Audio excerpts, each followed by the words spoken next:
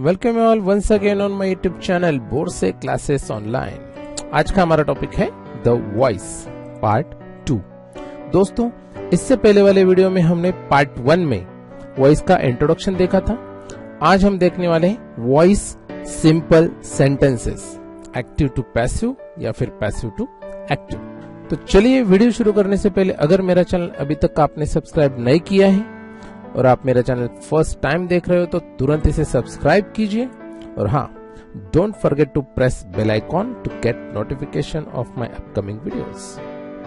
चलिए देखते हैं हम सबसे पहले वॉइस।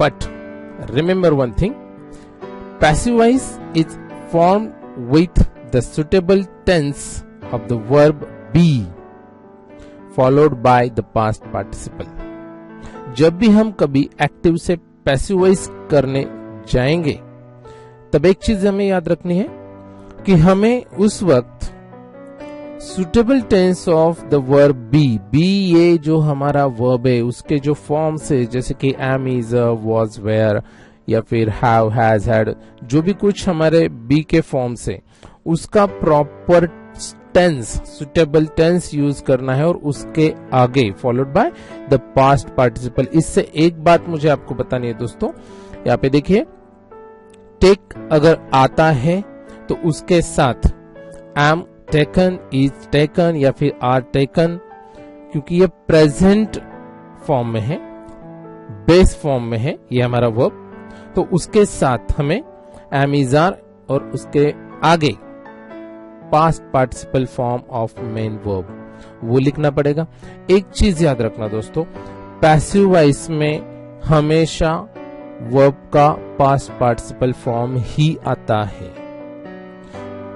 पास्ट फॉर्म या फिर आईएनजी वाला या फिर कुछ यस, ईएस सफिक्स वाला, ऐसा कोई भी फॉर्म पैसिव वॉइस में नहीं आएगा। उसमें हमें पास्ट पार्टिसिपल फॉर्म ही लेना पड़ेगा। बस हमें यह डिसाइड करना है कि उससे पहले हमें कौन सा बी का फॉर्म यूज करना है, वो मैं आगे चल के आपको बताऊंगा। या फिर आप एक दिया है और एक एग्जांपल देखिए, वॉज टेकिंग, तो उसका हो जाएगा वॉज बीइंग टेकन, और या फिर वेयर बीइंग टेकन। ये सिर्फ मैंने आपको ये बताने के लिए ये स्लाइड ली है कि मुझे यहाँ पे पैसिव वॉइस बनाते वक्त बी इस वर्ब का प्रॉपर टेंस यूज करना है और उसके आगे past participle form of our main verb. तो चलिए let's change the voice of simple sentences. सबसे पहले हम देखेंगे कुछ टेबल फॉर्मेट में, जैसे कि हमारा कौन सा टेंस हम यूज कर रहे हैं, उसके एक्टिव वॉइस में वर्ब के कौन से फॉर्म्स आते हैं, और जब हम उनको पैसिव वॉइस में बनाने जाओगे तो उस वक्त हमें टेंस के, मतलब फिर वो बी का फॉर्म हो या फिर मेन वर्ब का फॉर्म हो, कौन सा यूज करना है वो वन बाय वन देखेंगे हम। दोस्तों, सभी टेंसेस का एक्टिव टू पैसिव नहीं होता, इसलिए जिनका होता है मैंने वो टेंसेस इस वीडियोस में लिए हैं। तो सबसे पहले देखेंगे हम सिंपल प्रेजेंट टेंस, कि जिसमें वर्ब का हमारा या तो टेक या फिर टेक्स, ये दोनों फॉर्म आ सकते हैं। जैसे कि अगर थर्ड पर्सन सिंगुलर रहता है तो हमारा टेक्स आता है, या फिर बाकी सब्जेक्ट्स के साथ टेक। तो कैसे सेंटेंसेस बनाएंगे वो एग्जाम्पल देखिए। सबसे पहला सेंटेंस है शी कॉल्स मी। देखिए यहाँ पे थर्ड पर्सन सिंगुलर है, इसलिए मैंने कॉल्स ये वर्ब लिया, उसको एस सफिक्स लगाया है। She calls me, subject verb object. तो उसका मैंने इससे पहले वाले वीडियो में तो आपको बताया ही है एक्टिव टू पैसिव हम कैसे करते हैं। तो उसका पैसिव कैसे होगा, तो मी जो है वो हमारा ऑब्जेक्ट था, वो बन जाएगा हमारा सब्जेक्ट पोजीशन पे आ जाएगा। आई, मी का हो जाएगा आई, और शी हमारा जो यहाँ पे सब्जेक्ट एक्टिव वॉइस में वो पैसिव में हो जाएगा बाय हर।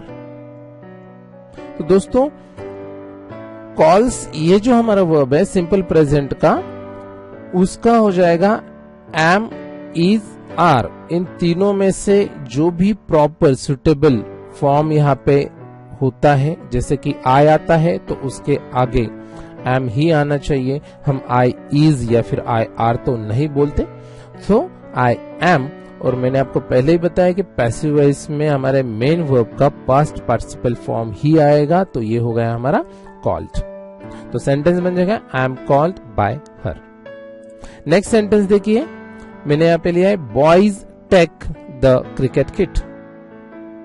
तो उसका बन जाएगा, ऑब्जेक्ट हमारा इधर आ जाएगा क्रिकेट किट, वर्ब जो हमारा है वो am is are plus V3, cricket kit is taken by boys. ये हमारा सब्जेक्ट था, वो ऑब्जेक्ट की तरफ चला जाएगा।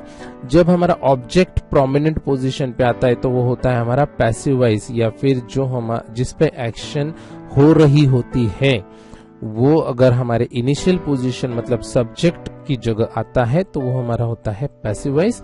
और अगर हमारा जो डूअर मतलब जो एक्शन करने वाला जो होता है वो अगर इनिशियल पोजीशन पे सब्जेक्ट की पोजीशन पे आता है तो वो होता है हमारा एक्टिव वॉइस। तो चलिए और एक एग्जांपल देखते हैं। The girl takes some mangoes. यहाँ पे देखिए दोस्तों, टेक्स सम मैंगोज, तो सम मैंगोज ये हो गया हमारा ऑब्जेक्ट, वो आ जाएगा शुरुआत में सब्जेक्ट पोजीशन पे। द गर्ल ये हमारे सब्जेक्ट है एक्टिव वॉइस में, तो वो हो जाएगा bye the girl passive voice में। और यहाँ पे टेक्स इसका हो जाएगा M is are plus V3, मतलब हमारा पास्ट पार्टिसिपल फॉर्म। तो मैंगोज ये हमारा प्लूरल है, तो ऑब्वियसली हम यहाँ पे आर लेंगे, तो सम मैंगोज आर, और फिर यहाँ पे V3 मतलब पास्ट पार्टिसिपल टेकन। ये बन गया हमारा सेंटेंस पैसिव का, some mangoes are taken by the girl. तो चलिए देखते हैं कुछ ट्रांसफॉर्मेशन, जैसे कि चेंजेस इन प्रोनाउंस या फिर सब्जेक्ट्स, जो हमारे कुछ सब्जेक्ट के तौर पर जो कुछ प्रोनाउंस आते हैं उनमें कैसे बदलाव किए जाएंगे वो देखेंगे हम यहाँ पे। सबसे पहले अगर आई आता है सब्जेक्ट पोजीशन पे एक्टिव वॉइस में, तो पैसिव होते वक्त उसका हो जाएगा बाय मी। आई मतलब मैं, बाय मी मतलब मेरी तरफ से, वी का हो जाएगा बाय अस, वी मतलब हम, और बाय अस मतलब हमारी तरफ से या हमसे। वैसे ही आगे के सब प्रोनाउंस देख लीजिए, यू का बाय यू, ही का बाय हिम, शी का बाय हर, इट का बाय इट, दे का बाय देम। और अगर कोई प्रॉपर नाउन आता है तो उसका वैसे ही रहेगा, पर उसको पहले बाय यूज करना पड़ेगा, बाय राम, जैसे कि राम का बाय राम हो जाएगा। तो चलिए दोस्तों आगे का टेंस देखते हैं हम। ये है हमारा प्रेजेंट कंटिन्यूअस टेंस। अगर प्रेजेंट कंटिन्यूअस टेंस का हमें फॉर्मूलाज तो पता ही है, उसमें आता है वर्ब पार्ट में एम टेकिंग या फिर इज टेकिंग या फिर आर टेकिंग, ये हमारे प्रेजेंट कंटिन्यूअस का अकॉर्डिंग टू फॉर्मूला। तो उसके अगर एक्टिव वॉइस में ऐसा सेंटेंस आता है तो पैसिव में हमें क्या करना है वो भी देख लीजिए। First example, she is calling me, यहाँ पे इज टेकिंग मैंने यहाँ पे वर्ब लिया is calling, she is calling me, तो उसका पैसिव में बन जाएगा I am being called by हर। दोस्तों ये मी जो है, जैसे कि हम अगर एक्टिव में आई आता है तो उसका बाय मी करते हैं, तो वैसे अगर एक्टिव में हमारे ऑब्जेक्ट पोजीशन पे अगर मी आता है तो उसका हमें पैसिव करते वक्त आई ये सब्जेक्ट पोजीशन पे लेना पड़ेगा। तो ये बन जाएगा हमारा आई, शी हमारा जो सब्जेक्ट है वो जाएगा ऑब्जेक्ट की जगह, उसको हम लगाएंगे बाय, शी का होता है बाय हर। और अब रही बात हमारे वर्ब की, ये जो इज कॉलिंग मतलब यहाँ पे मैंने एक वर्ब लिया है इज टेकिंग, तो उसका बन जाता है इज बीइंग टेकन। तो ये जो हमारा बी का फॉर्म है इज, वो यहाँ पे हमें किस पे डिपेंड करता है, कौन सा फॉर्म यूज करना है, तो सब्जेक्ट पे डिपेंड करता है। यहाँ पे शी था इसलिए हमने इज यूज किया, पर यहाँ पे अभी हमारा जो ऑब्जेक्ट है मी, तो उसको हमने सब्जेक्ट के तौर पे यूज किया है आई, तो हमें ये एम यूज करना पड़ेगा। हम आई इज या फिर आर नहीं बोल सकते, तो आई एम। सो आफ्टरवर्ड्स ये तो तय है कि हमें मेन वर्ब का पास्ट पार्टिसिपल फॉर्म यूज करना है, जैसे कि मैंने यहाँ पे किया है कॉल्ड। पर ये जो आईएनजी सफिक्स है इसको क्या करेंगे फिर, तो उसके लिए भी हम बी की मदद लेते हैं और यहाँ पे बीइंग लगाकर उसके आगे हम पास्ट पार्टिसिपल फॉर्म यूज करते हैं। तो हमारा जो फॉर्मूला है पैसिव का बन जाता है I am being called by हर। तो ऐसे ही आगे के एग्जाम्पल देखिए, ही इज टेकिंग न्यूज़पेपर। दोस्तों मैंने वर्ब पोर्शन या फिर वर्ब का पार्ट जो है वो अलग कलर से दिखाया है यहाँ पे, ताकि आपको समझ में आए प्रॉपर चेंज किस में हो रहा है। यहाँ पे न्यूज़पेपर हमारा ऑब्जेक्ट है, मैं ये लेता हूँ इनिशियल पोजीशन पे, सब्जेक्ट की पोजीशन पे, ही को करूंगा मैं ऑब्जेक्ट की पोजीशन पे बाय हिम, और आ जाएगा हमारा बीच में is taking, so is being taken. तो आईएनजी का जो हमारा सफिक्स है उसको हम छोड़ भी नहीं सकते ऐसे ही, तो उसके लिए हम बी की मदद लेंगे, बीइंग करेंगे, और according to our subject in passive voice उसके हिसाब से हम बी का फॉर्म यूज करते हैं, इज बीइंग टेकन। तो my sentence is newspaper is being taken by him. हमारा नेक्स्ट सेंटेंस है दे आर परचेसिंग बुक्स। यहाँ पे दोस्तों आपको ये कंफ्यूजन हो सकता है, जैसे कि एम टेकिंग का एम बीइंग टेकन ही होता है, या फिर इज टेकिंग का इज बीइंग टेकन होता है, या फिर आर टेकिंग का आर बीइंग टेकन होता है। ये जो बी के फॉर्म्स हैं ये सब्जेक्ट पे ही डिपेंड करते हैं, इसलिए मैंने यहाँ पे एक एग्जांपल ऐसे लिया है कि they are purchasing books, so books are being purchased by them. यहाँ पे आपको एक थोड़ा सा डिफरेंस नजर आएगा, जैसे कि यहाँ पे इज आया था तो मैंने यहाँ पे एम यूज किया, तो आप बोलेंगे कि अगर इज टेकिंग आया तो मैंने यहाँ पे इज बीइंग टेकन क्यों लिखा। ये फॉर्मूला के तौर पर मैंने दिया है सिर्फ आपको, but our be form is depended on our subject which we are going to use here. हम यहाँ पे जो सब्जेक्ट यूज करने वाले हैं तो उस पे डिपेंड करता है हमें बी का कौन सा फॉर्म यूज करना है। आशा करता हूं आपको समझ में आ रहा होगा। चलिए नेक्स्ट टेंस देखते हैं हम, प्रेजेंट परफेक्ट टेंस। दोस्तों हम आज सिर्फ सिंपल सेंटेंसेस ही देख रहे हैं, इसके बाद वाले वीडियोस में हमें और वर्बल होंगे या फिर नेगेटिव होंगे, डबल एज क्वेश्चंस होंगे, सब देखने हमें। चलिए देखते हैं अपन प्रेजेंट परफेक्ट के सेंटेंसेस सिंथेसिस हम कैसे करेंगे एक्टिव टू पैसिव। यहाँ पे अगर प्रेजेंट परफेक्ट का फॉर्मूला देखा जाए तो हैज टेकन, हैव टेकन, मतलब हैव आइदर हैज और उसके आगे past participle form of main verb. तो उसके एक्टिव वॉइस को हम अगर पैसिव में करने जाएंगे तो सिर्फ उन दोनों के बीच में हमें सिंपली बिन लगा देना है। तो हैज टेकन का हो जाएगा हैज बीन टेकन, और हैव टेकन का हो जाएगा हैव बीन टेकन। तो देखिए उसके examples. First example is she has challenged her friend. अगर इस सेंटेंस को हम देखेंगे तो शी ये हो गया हमारा सब्जेक्ट और ये हो गया हमारा ऑब्जेक्ट हर फ्रेंड, और हैज चैलेंज हमारा वर्ब पार्ट। तो हर फ्रेंड को हम लेंगे सब्जेक्ट पोजीशन पे और शी को हम ले जाएंगे ऑब्जेक्ट पोजीशन पे, क्योंकि हमारा जो पैसिव वॉइस में ऑब्जेक्ट होता है उसको हमें इनिशियल पोजीशन पे लाना है, सब्जेक्ट को पीछे लेके जाना है। तो ऑब्वियसली ये तो हमने चेंज कर दिया, ये बहुत ही सिंपल है। यहाँ पे सिर्फ हमें अभी देखना है कि वर्ब पार्ट जो हमारा हैज चैलेंज्ड दिख रहा है आपको, हैज प्लस V3, उसके लिए हम क्या करेंगे तो दोनों के बीच में सिर्फ बिन लगा देंगे, तो has been challenged. So sentence will B her friend has been challenged bye her. Next sentence देखिए, we have written notes, so इसका भी बन जाएगा notes have been written by us।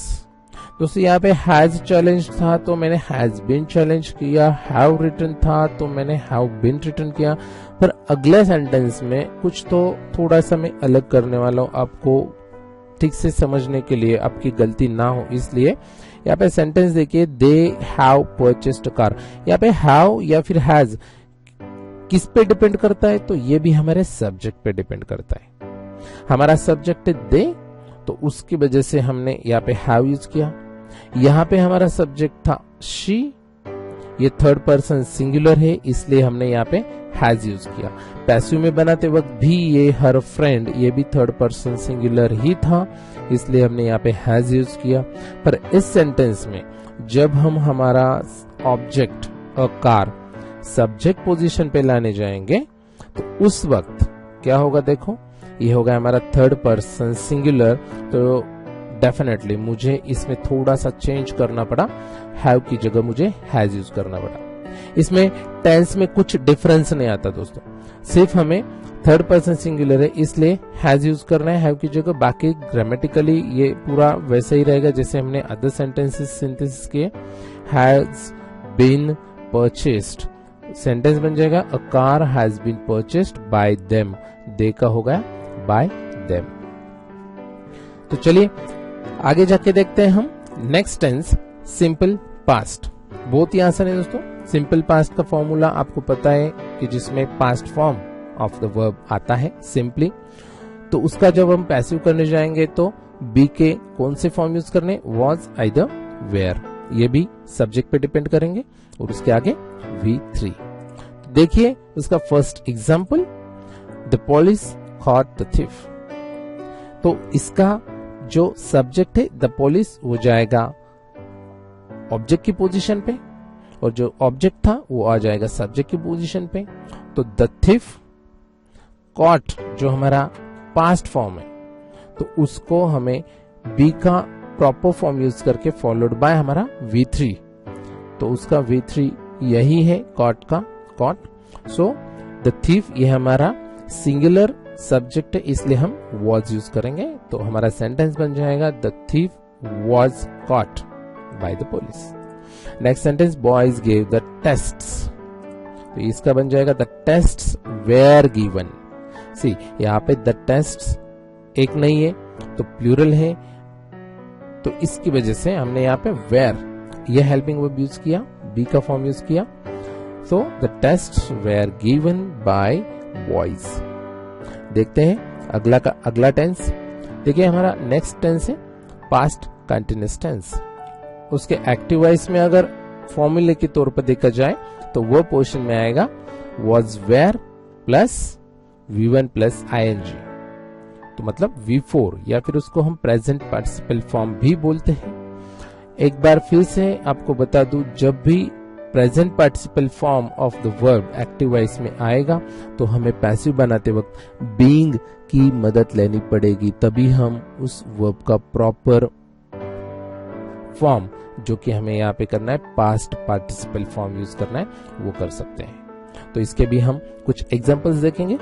I was washing my car, ये हमारा active but past continuous का sentence है। I was washing my car, so इसका पैसिव बन जाएगा my car was being washed. जैसे हमने प्रेजेंट कंटिन्यूअस का सेंटेंस पैसिव किया था वैसे ही है दोस्तों, सिर्फ इसमें हमारा जो बी का फॉर्म है हेल्पिंग वर्ब है वॉज वेयर, वहां पे था एमिजार, यहाँ पे है वॉज वेयर, बस इतना ही डिफरेंस है। प्रेजेंट में एमिजार और पास्ट कंटिन्यूअस में was were. So my sentence will be my car was being washed by me. यहाँ पे आए है, तो जब हम उसको ऑब्जेक्ट पोजीशन पे लेके जाएंगे तो वो बन जाएगा हमारा बाय मी। नेक्स्ट सेंटेंस देखिए, teachers were collecting answer sheets, उसका बन जाएगा answer sheets were being collected. सिर्फ इसमें हमें were, already sheets plural form है इसलिए मैंने वेयर लिया। बीइंग और कलेक्ट का past participle form that is collected by teachers. So next sentence, a tiger was chasing animals.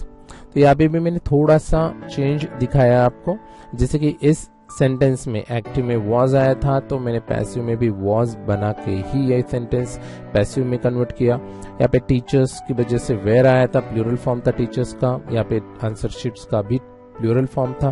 पर यहाँ पे अ टाइगर वाज चेजिंग एनिमल, इस सेंटेंस में देखिए एनिमल्स ये प्लूरल फॉर्म था, बट टाइगर जो था हमारा वो सिंगुलर था इसलिए मैंने यहाँ पे वॉज यूज किया। पर मेरा जब पैसिव बनाने गया मैं तो एनिमल से मेरा प्लूरल फॉर्म है तो उसका मैंने वेयर कर दिया। टेंस में कुछ डिफरेंस नहीं आता दोस्तों, सिर्फ हमें बी का प्रॉपर सुटेबल फॉर्म यूज करना है यहाँ पे। So animals were being chased by a tiger, ये हो गए हमारे पास्ट कंटिन्यूअस के एग्जांपल्स। नेक्स्ट देखेंगे हम past perfect. According to a formula, past perfect's verb portion will contain had plus V3। ये तो बहुत ही सिंपल है दोस्तों, इसमें किसी भी सब्जेक्ट या फिर ऑब्जेक्ट से कुछ डिफरेंस नहीं आता, जैसे हमने हैव हैज में देखा था। इसका एग्जांपल देखिए पहले, शी हैड डिमांडेड कंसेशन। यहाँ पे हैड प्लस V3 आया है, तो आपको सिंपली उस दोनों के बीच में बिन लगा देना है और हमारा सब्जेक्ट बन जाएगा ऑब्जेक्ट और ऑब्जेक्ट बन जाएगा सब्जेक्ट। मतलब हमारा जो जिस पे एक्शन हो रही होती है, ये जो हमारा ऑब्जेक्ट होता है, हमें उसको सब्जेक्ट पोजीशन पे लाना है सिर्फ, और सब्जेक्ट को ऑब्जेक्ट पोजीशन पे लेके जाना है, और हमारा जो वर्ब पोजीशन है हेल्पिंग वर्ब एंड और मेन वर्ब दोनों के बीच में सिर्फ बिन लगा देना है दोस्तों। बहुत ही आसान है। चलिए इसके आगे देखते हैं। Next, simple future tense. इसमें अगर देखेंगे हमारा formula will either shall plus V1, ये हो जाएगा हमारा सिंपल फ्यूचर का सेंटेंस। और उसका जब हम पैसिव करने जाएंगे तो उसमें हमें बी इसकी मदद लेनी पड़ेगी। इसके एग्जांपल देखिए। First sentence, the producer will publish the film. तो इसका जो हमारा ऑब्जेक्ट है द फिल्म, द प्रोड्यूसर होगा हमारा सब्जेक्ट, तो इसको हम करेंगे ऑब्जेक्ट के तौर पे use, bye the producer. The film जो हमारा ऑब्जेक्ट था जिस पे एक्शन हो रही है, ये हो जाएगा हमारा सब्जेक्ट द फिल्म। और जो हमारा वर्ब पार्ट है विल पब्लिश, तो उसमें हम लगा देंगे be plus V3, past participle form of the main verb. So ये सेंटेंस बन जाएगा the film will be published by the producer. Next sentence देखिए, थोड़ा सा चेंज हो जाएगा। अगर शैल टेक आता है, मतलब शैल प्लस V1 आता है, तो हमने यहाँ पे लिखा है कि शैल बी टेकन। बट ये जो शैल होता है या फिर विल होता है, ये किस पे डिपेंड करता है? हमने टेंसेस में भी देखा है कि अगर आई या फिर वी आता है तो हम शैल यूज करते हैं, और बाकी सारे सब्जेक्ट जो भी हो उनके लिए हम विल यूज करते हैं। पर यहाँ पे देखिए दोस्तों, जब हम इसको पैसिव बनाने जाएंगे तो वी तो बन जाएगा हमारा ऑब्जेक्ट और पिज्जा बन जाएगा सब्जेक्ट, तो ऑटोमेटिकली ये शैल जो है मुझे इसके जगह विल यूज करना पड़ेगा। सो पिज्जा विल बी ईटन, यहाँ पे हमारा ईट, ये जो मेन वर्ब है उसका मैंने पास्ट पार्टिसिपल फॉर्म यूज किया बी लगा के, will be eaten, and V का हो जाएगा बाय अस। आशा करता हूं आपको समझ में आ रहा होगा। नेक्स्ट देखिए लास्ट वाली स्लाइड। टेंसेस में अगर हम कभी मॉडल्स का यूज करते हैं या उसके साथ बेस का यूज करते हैं, बेस मतलब base form of the verb, तो ये जो मॉडल्स हैं हमारे, जैसे कि can, could, will, would, shall, should, may, might, must वगैरह, तो उसके साथ में हम कभी भी बेस फॉर्म ही यूज करते हैं, वैसे ही सेंटेंस हमारा फॉर्म होता है। तो जैसे कि कैन टेक या फिर मस्ट टेक, ये जो एक्टिव में अगर ऐसा आता है तो उसका पैसिव में जब हम करने जाएंगे, सिर्फ दोनों के बीच में हमें, मतलब मॉडल और हमारा बेस फॉर्म दोनों के बीच में हमें बी लगा के आगे past participle form of the verb use करना है, क्योंकि ये बात तो हमें पता है कि पैसिव वॉइस में मेन वर्ब का पास्ट पार्टिसिपल फॉर्म ही आएगा, दूसरा कोई भी फॉर्म वहां पे नहीं आ सकता। देखिए example, they can read English language, तो उसका बन जाएगा English language can be red bye them. ये यहाँ पे मैंने रीड बोला क्योंकि ये बेस फॉर्म में था, तो जब हम इसको पैसिव में करने जाएंगे तो यहाँ पे हमारा स्पेलिंग तो वही रहेगा, पर वहां पे हमें पास्ट पार्टिसिपल फॉर्म ही यूज करना है, तो उसको मैं रेड ऐसे प्रोनाउंस करूंगा, तो मेरा सेंटेंस बन जाएगा इंग्लिश लैंग्वेज, जो हमारा ऑब्जेक्ट था वो आ जाएगा इनिशियल पोजीशन पे शुरू में सेंटेंस के, दे बन जाएगा हमारा ऑब्जेक्ट बाय देम, और फिर यहाँ पे कैन बी रेड। तो दोस्तों ऐसा ही और एक एग्जांपल देखेंगे हम, we must refer these books, जो हमारा ऑब्जेक्ट दीज बुक्स वो आ जाएगा हमारा सब्जेक्ट पोजीशन पे, हमारा जो सब्जेक्ट था वो जाएगा ऑब्जेक्ट पोजीशन पे, और दोनों के बीच में मतलब हमारा मॉडल प्लस बेस, उसके बीच में हम लगाएंगे B followed bye past participle form of the verb जो कि रेफर्ड, तो सेंटेंस बन जाएगा these books must be referred by us. तो देखिए दोस्तों, कुछ और एक चीज है कि जो हमें याद रखनी है, द एक्टिव वॉइस जो भी होता है इज यूज्ड, क्यों या फिर कब यूज करते हैं हम उसको, कि जब द एजेंट मतलब हमारा जो डूअर होता है एक्शन का, जो करने वाला कर्ता जिसको हम बोलते हैं सब्जेक्ट या फिर जो होता है, is to be made prominent. Prominent मतलब ज्यादा इंपॉर्टेंट, या फिर जो कोई पढ़ने वाला है या फिर सुनने वाला है हमारा वो सेंटेंस, उस सेंटेंस में अगर हमें हमारे जो सब्जेक्ट या फिर डूअर मतलब जो एजेंट होता है उसको ज्यादा इंपॉर्टेंस देना है, उसकी तरफ ज्यादा ध्यान खींचना है, तो उस वक्त हम एक्टिव वॉइस यूज करेंगे। जैसे कि यहाँ पे राम ईट्स मैंगोज, मुझे यहाँ पे मैंगोज खाए गए, उससे ज्यादा राम ने आम खाए, इसको ज्यादा हाईलाइट करना है या फिर प्रोमिनेंट बनाना है, तब मैं यूज करता हूं एक्टिव वॉइस। और एक चीज, the passive voice is used. अब पैसिव वॉइस कब यूज करेंगे हम?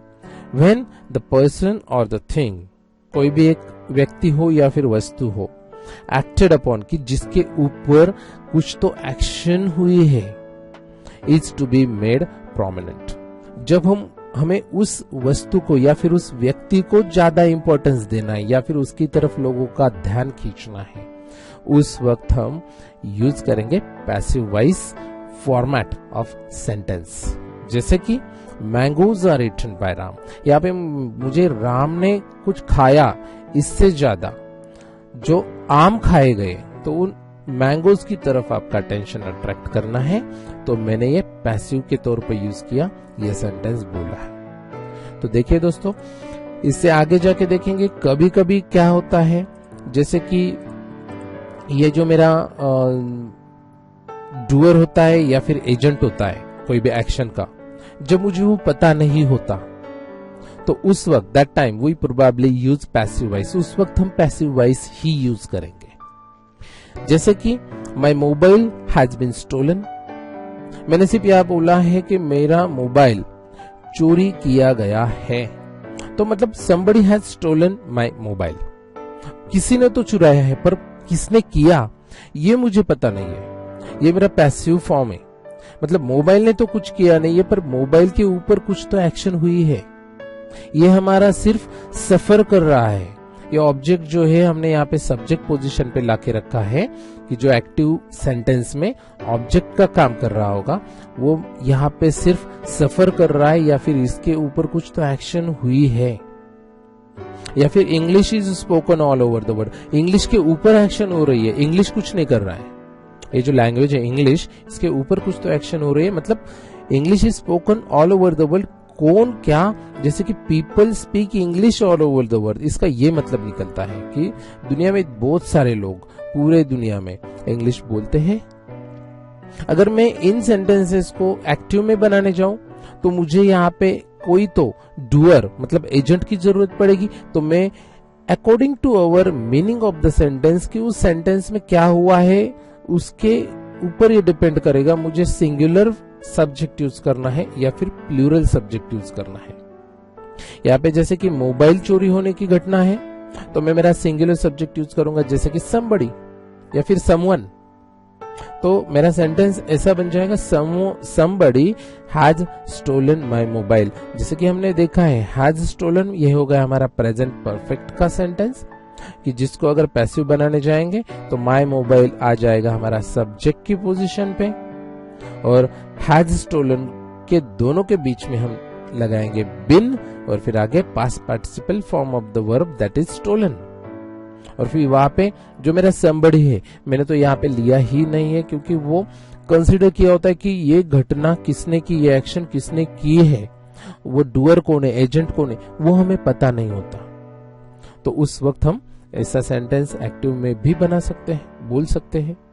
या फिर English is spoken all over the world, अगर पैसिव में ये सेंटेंस आता है और अगर इसे आपको एक्टिव बनाना है, तो मुझे डूअर जो चाहिए वो ऑल ओवर द वर्ल्ड में इंग्लिश अगर भाषा बोली जा रही है, तो कोई एक आदमी का काम नहीं है, तो बहुत सारे मतलब प्लूरल फॉर्म यूज करना है मुझे। तो जनरली मैं दे ये मेरा प्रोनाउन ले सकता हूं, तो मेरा सेंटेंस बन जाएगा दे स्पीक इंग्लिश, क्योंकि ये इज स्पोकन आया है, तो इससे हमें ये समझ में आएगा कि इसका एक्टिव सेंटेंस जो है वो सिंपल प्रेजेंट में रहेगा। तो they speak English all over the world, ये सब्जेक्ट दे, वर्ब है हमारा स्पीक, ऑब्जेक्ट इंग्लिश, और ऑल ओवर द वर्ल्ड इसको हम कॉम्प्लीमेंट भी बोल सकते हैं। तो इस प्रकार दोस्तों आज सिंपल सेंटेंसेस में हम बस इतना ही देखेंगे। आशा करता हूं आपको चेंज द वॉइस का इंट्रो देखने के बाद ये जो सिंपल सेंटेंस वाला पार्ट 2 का वीडियो है वो अच्छे से समझ में आ गया होगा। अगर कुछ आपको इसमें डिफिकल्टी लगती हो तो please comment me in comment box. I'll definitely reply you. I'll satisfy your all doubts. So thank you once again for watching my videos, and share it, comment it if you like, and thank you once again for watching.